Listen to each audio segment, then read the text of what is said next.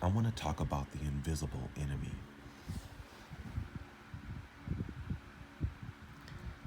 There is an invisible enemy, and no matter what you do, you cannot escape this enemy. I don't see how people can pretend like this enemy doesn't exist because it very much does. It's a very persistent and elusive and a malevolent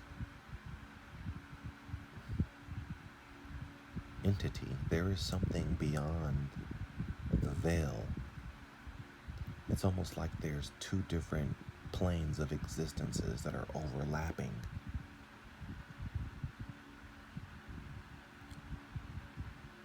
Somehow, these entities have access to both planes. There is something so sinister going on. A lot of people keep saying that maybe it's me, maybe it's my lifestyle, which I don't have a bad lifestyle. I'm quite the innocent person. I mind my business and I try to think positive thoughts, but I debunk them when they say that because it's not just happening to me. It's happening to every single person I'm looking at in the world. People just like to bring it back down to me, though, to make it seem like I'm having a mental health issue, when in reality, I'm just an awoken being. I don't see how everybody can stand in the same fire and then turn around and go, why are you screaming? Am I not supposed to say anything?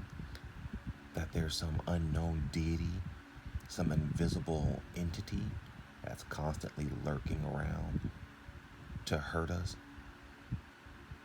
And it does.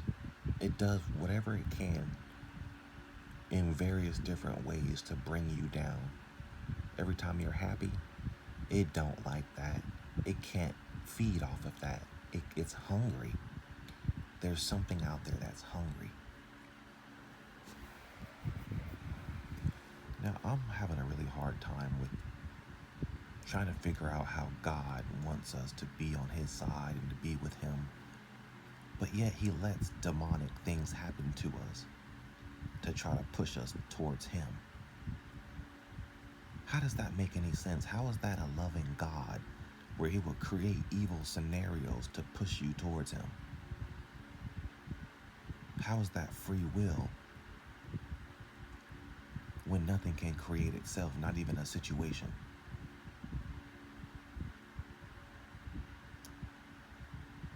A situation is based off of a condition that's been premeditated by an entity.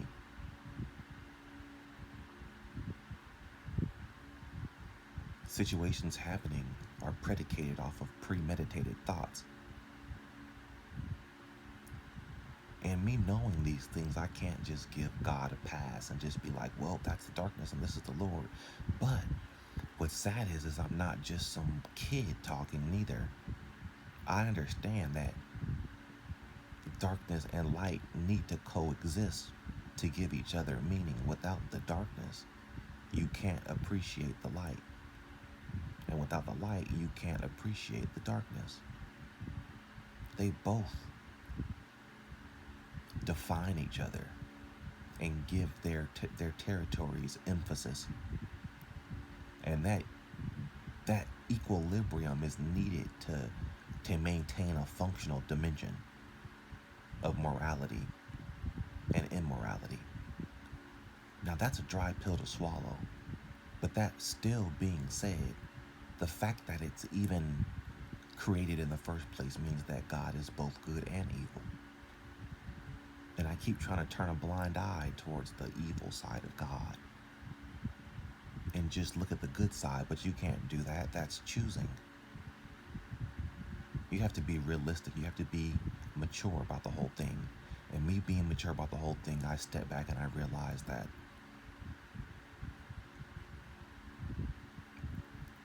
God's in control of all of this. He's the invisible entity that's behind the realm. You can sense it. You can sense it at night that there's something behind the walls listening to you, or there might be something floating outside of your window staring at you.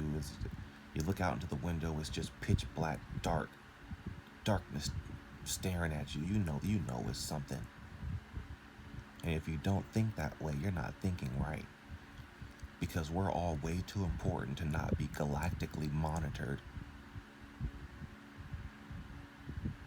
I don't see how anybody can coexist in this place and find a homeostasis within themselves here comfortably.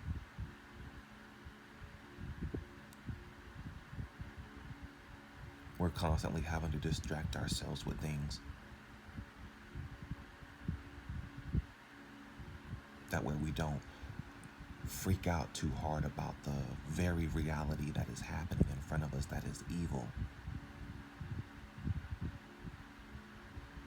How can God expect you to go around and bring attention to him and his kingdom when all of his people are enslaved, fighting for food and bread? He has us fighting for food, bread, water, shelter. Not one person can even buy a home. Everybody's forced to rent forever or to move back with their parents.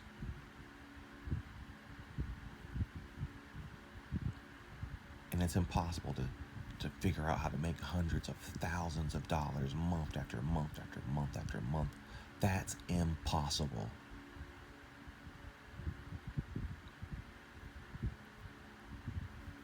Something's got to give. And it's not just me. I could just pinpoint this to me and go into depth about me, but it's not just happening to me. It's happening to everybody. And that's another reason why I'm an antinatalist.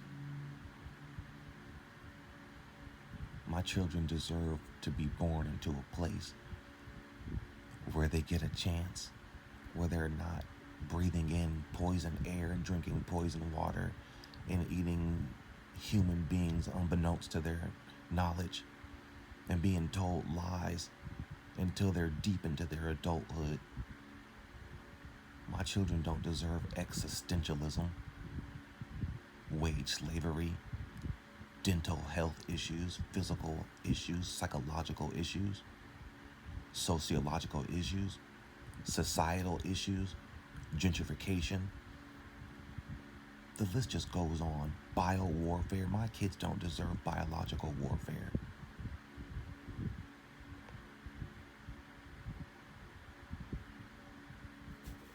That's why I'm an antinatalist. And if you don't know what antinatalism is, I suggest you to study it. It's not about killing people or hurting people or trying to be negative. It's about being positive, actually, and trying to think, trying to be proactive instead of reactive and save a soul. Why don't you just save a soul? Why don't you just save a soul from suffering? That's antinatalism.